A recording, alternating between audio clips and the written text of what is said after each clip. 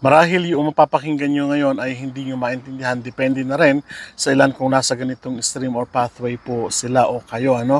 Hindi natin alam sa mga susunod na panahon kung ano yung talagang plano ng Government of Canada. But si Miller ay nagbigay ng mga paunang mga pahayag na may kinalaman sa magaganap na mga pagbabago ngayong susunod na panahon, o sabihin na natin na mga susunod na buwan. At ito yung dapat ninyong tignan sa mga susunod na panahon sa pag-apply ninyo, dahil nakasalalay po dito yung date o yung time frame na kayo ay mag-a-apply, o kaya panahon kung saan kayo ay ina-apply, maaaring ng mga asawa ninyo o kaya ng mga kamag-anak ninyo. So hindi po natin alam, So tignan po natin. Sabi po ng Immigration News Canada, Mark Miller announces new actions to protect immigration system, na isinulot po ni Saturday Bain. Sabi po dito, the Canadian government made significant announcement on September 18, 2024 that will impact the future of Canada's immigration and temporary resident programs.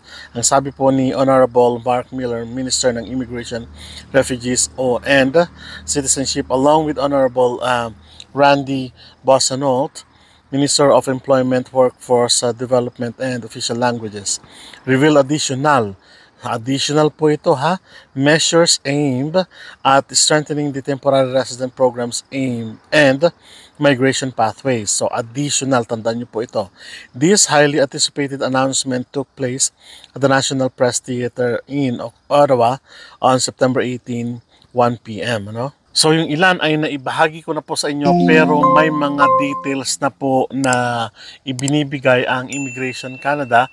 At tignan nyo po, sabi ko nga, tignan nyo pong mabuti ito, baka naman mahagip kayo. Sana wag naman, lalong-lalo na yung may mga asawa o may mga ina-apply sa ganito. Pero kung na-apply nyo sila before this mga date na binabanggit natin, pasok pa rin po sila. Pero kung halimbawa sa mga panahon na ito at with range o sa time frame na binanggit po ng IRCC, medyo magkakaalanganin, So tignan po natin kung ano yung mga announcement nila. So Immigration Ministry says they are, number one po, announcing a further reduction in intake cap international student study permits for 2025 based on 10% reduction from the 2024 target 485,000 new study permits issued, and then stabilizing the intake cap for 2026 such that the number of study permits issued remains the same as 2025. For 2025, this means reducing study permits issued to 473,000. So kung dati na pinaliit, ngayon ay nagkaroon pa ng mas malaking reduction na umaabot na lang ng 437. So ibig sabihin po, in the entire world, yun na lang ang kanilang tatanggapin nila, kasi alam naman natin na nakakap sa mga piling universities lang o mga paaralan dito sa Canada ang tatanggap o tumatanggap ng tinatawag nating study permit sa ngayon na. So marami na silang tinanggal at marami na silang nilinis, nagkaroon na nga ng cap, and then additional pa doon sa idinagdag na cap ay dinagdagan pa ng additional protocols at ng additional announcement nga na medyo babawasan yung pag-i-issue ng study permits. Updating the post-graduation work permit programs this fall for better align with immigration goals and labor market needs. So dito naman, hindi natin alam specifically kung ano yung aim nila doon sa PGWP, at meron na mga naunang announcement. Balikan nyo na lang po yung mga report na mga vlog natin doon sa mga link na ibinigay natin. Nandun po lahat yung mga announcement na yan. Pakitignan nyo na lang po sa mga link na inililink ko doon. Nandun po lahat yan with regards to work permit, study permit, and so on and so forth. So, hindi natin alam specifically, sabi natin, pero may unang pasabi sila, may magbabago at may magbabago sa PGWP or Post-Graduation Work Permit Program. At inaasahan natin yung pagbabago na yon ay sana hindi naman na reduction doon sa employment kung tawagin natin, kasi marami talagang estudyante ang nababahala na talaga. Another one is limiting work permit eligibility later this year to spouse of master's degrees student to only those who program is at least 16 months in duration. Yan, matagal na rin ito na na-announce sila yung kung sino lang mabibigyan ng tinatawag nating nililimitahan nila doon sa mga asawa, spouse ng ito rin na binabanggit ko kanina, ng mga meron ng master's degree na program na international student ang makakuha ng ganong programa. Medyo masakit sa kalooban at ito yung dahilan kung bakit may nagpipiket, may nagwewelga sa kalansangan ngayon ng mga international student. Meron pa nga sinasabi na kumbaga bigyan ng asylum yung mga estudyante. So hindi natin alam in the near future kung anong action nila, but sabi natin ito ay paunang salita, ibig sabihin kumbaga sinasabi nila, ito na yung maging program natin sa susunod, humanda na kayo, parang ganon, ano? Another one, limiting work permit eligibility later this year to spouses of foreign workers in management professional occupations or in sectors with labor shortages under Canada work permit programs.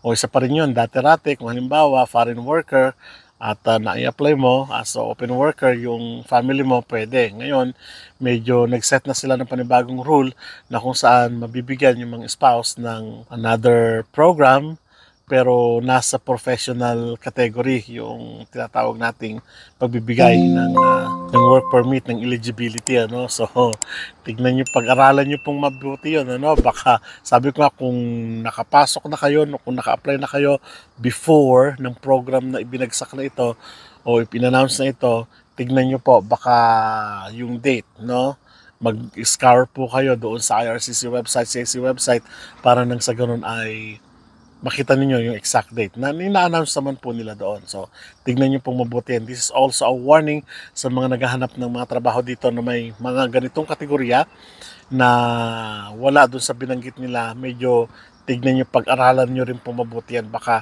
nag-a-apply kayo na kumbaga wala bandang huli, no? So tignan niyo rin pong mabuti yon, ano? So like many countries, Canada is experiencing more asylum claims as the number of displaced people worldwide continues to grow, and that contributes to the growing temporary resident volumes. To align with our humanitarian responsibilities, the government has been working on several measures to address integrity issues and strengthen in Canada's asylum system, including number 1 po, implementing partial visa requirements for Mexican nationals, improving claims processing while maintaining the fairness and integrity of the asylum system, as announced in 2024, reviewing visa decision making so that our highly trained officers have the right to tools to detect fraud and reduce the number of genuine visitors, exploring more measures for further strengthen visa integrity. So batay naman po sa nakita ninyo, nabasa na ninyo, nabanggit na natin, medyo talaga naghihigpit sila in terms of procedure, system, pathway, dahil alam natin na mga sa susunod na panahon magkakaroon sila ng backlog pa rin.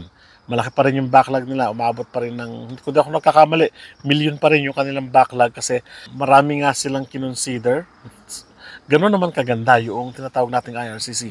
Kung pasok ka dun sa requirements at pwede pang mailusot yon in a legal basis, may lulusot ka pa naman. So, yun naman kagandahan doon sa legal system ng Canada na binibigyan pa rin opportunity yung mga tao. Hindi naman basta sinabi na, wala ka ng visa, hindi na pwede asawa mo, o kaya naman pinauwi ka na. Hindi naman po ganun basta-basta yun, no?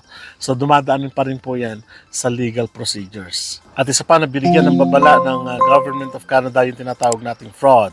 Halimbawa, yung mga apply dito ngayon at sabi nila, hindi ito back door para makapasok dito sa Canada.